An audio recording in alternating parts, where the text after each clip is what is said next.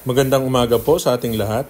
Ayan po, isa na naman pong project ang itatayo ng Remulan dito sa Barangay Muson na Cavite. Ayan po, ito po ang right of way papasok sa ating property.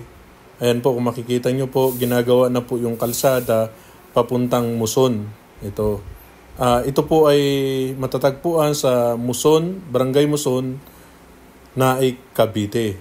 Ayan po. Ang itatayo po natin dito ay ang pagsibol na ang TCP po is 1.5 at estimated pong nating monthly is 10,261 sa Pag-ibig. Meron din po tayo dito na itatayong Pagsikat na may halaga po na 1 million. Ang estimated monthly naman po natin ay 6.8. Ayan. Ito po ang pagsibol natin. May block at saka lot na po tayo dito. Ayan po, 10,000 po, no down payment po ito. Ayan. Ang filing po natin sa Pag-ibig is July hanggang August.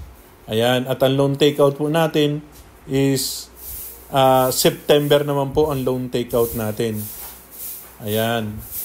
At ang turnover po natin dito is estimated po natin is October to November. Ayan po. Kaya mag-avail na po kayo sa halagang 10,000 lang po. No down payment, no equity po. Ang lot area po natin is 54 square meter at ang floor area is 45.5 square meter. Salamat po.